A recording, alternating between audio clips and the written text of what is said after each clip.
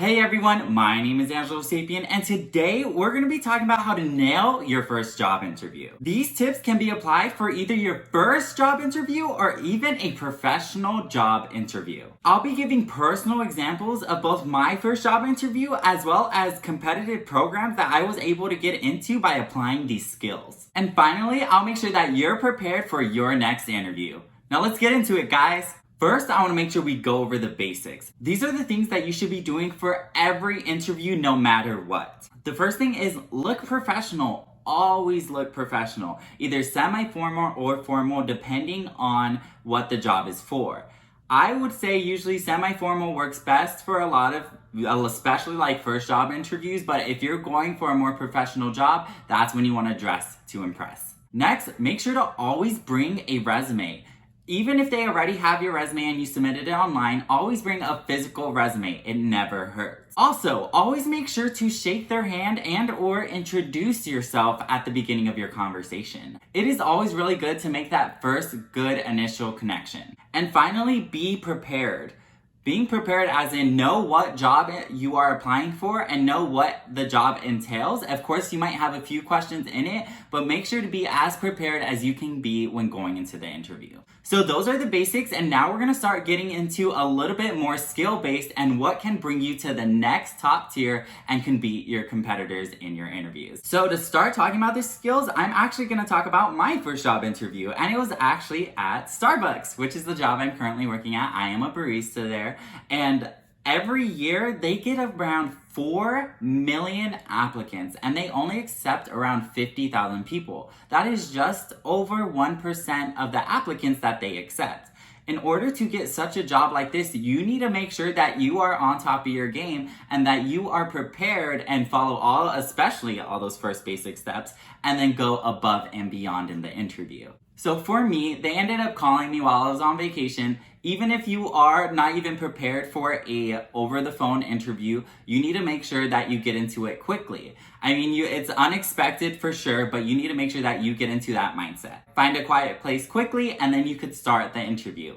So for me, because I already knew I was applying to Starbucks, I made sure I was prepared and I knew any questions, or I thought about any questions they might ask me. That is always great. Always make sure you anticipate the questions that they might ask you so you could already have kind of an answer to their questions ahead of time.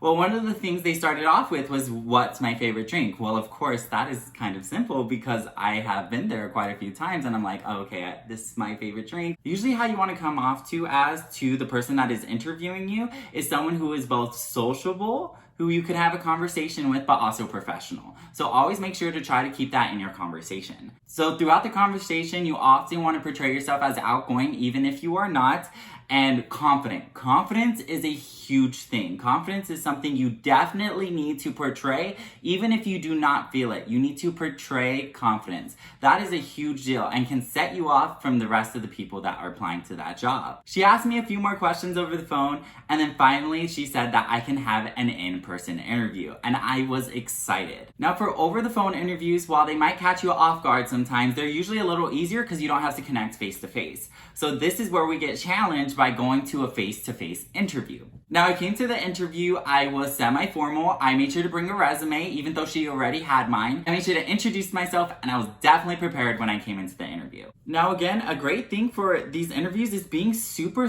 prepared. Like, actually do some research. Like, before I went into the interview, I made sure to know Starbucks mission statement, which is something that can actually put you off from a lot of people. A lot of people don't look or invest time into looking into the company that they're applying for, and that can set you off from a lot of people because it shows that you are invested into their company. So always make sure to prepare yourself when going into an interview.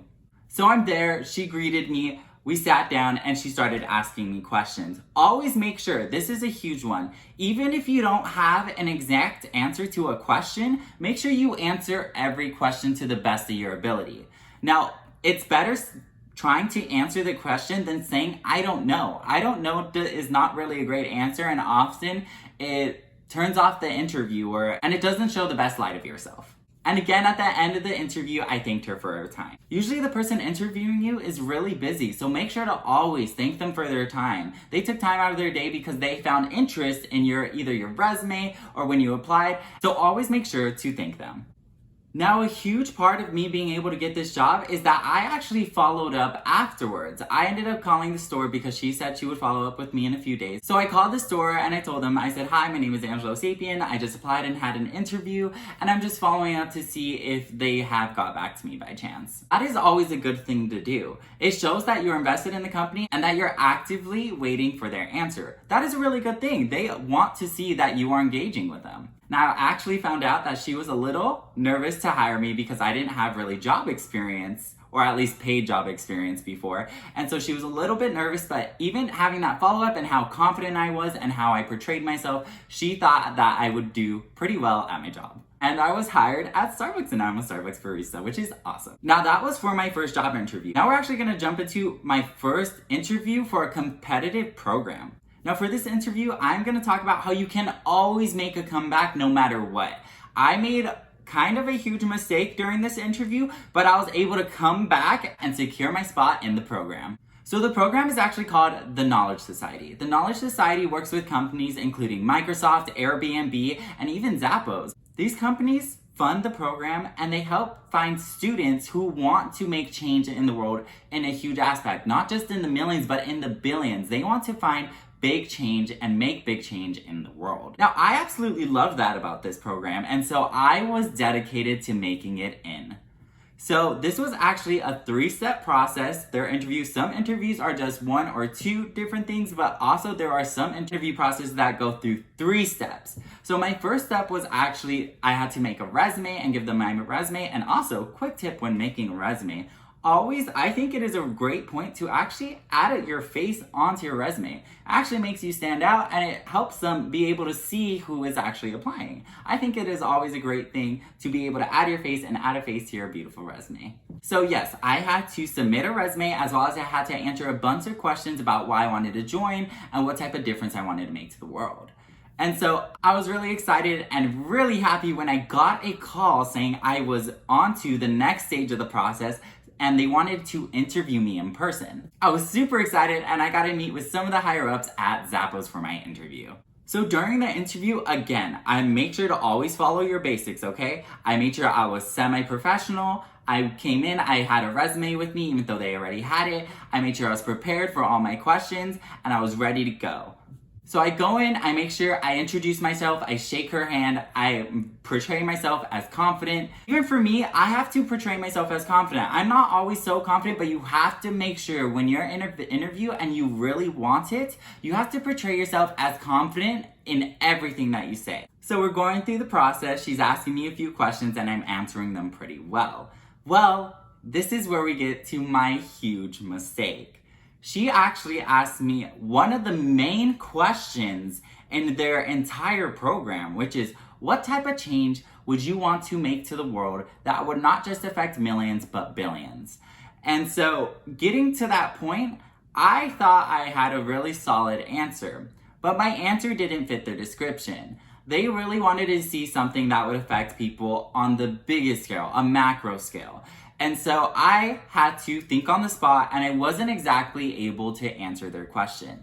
That is a huge deal, especially if it's one of their main points for the entire program or for the interview that you're doing. Now, the rest of the interview went really great. I was quite confident. I was proud of myself. But I knew that that was a huge deal that I was not able to answer that question. So again, make sure to always follow up. I did some research and I thought back on it and I made sure to email them with an answer to that question and thanking them again for their time. Now, I'm not 100% sure because they didn't exactly tell me why they got me through the next stage, but I definitely feel that that email helped me get through.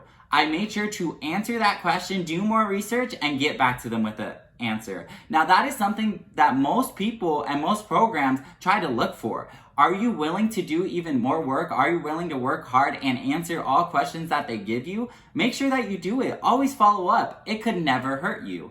Always make sure that you thank them for their time and that you always are able to answer further questions. So, and again, I made a huge comeback there. I was so proud of myself and I got to the third stage of the process. And so finally, I got into the third stage of the process. I was super excited. And so for this process, we actually had to write an article about nanotechnology as well as film a short clip of us and our favorite chapter about Think and Grow Rich, which again, I told you guys in my other video that I absolutely love Think and Grow Rich. So luckily, I already had that one down and was able to tell them which chapter was my favorite. But what really stumped me was writing an article about nanotechnology. Oh, and did I tell you I only had a week to do this?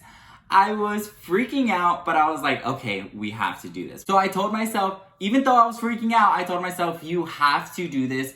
Hunker down and start your research. Even though I knew absolutely nothing about nanotechnology or anything really about that, I made sure to get it done. And a really great thing, especially if you're doing something in this kind of area where they ask you to do something where they either write an article or something like that for an internship or even for a competitive program, always make sure to see if you can find other people who have done it before you. Now, I am not telling you to copy. Copying is really bad. Okay, plagiarism is not a good thing. But what I am saying is that look at people who were able to get into the program or internship that you are already able to do.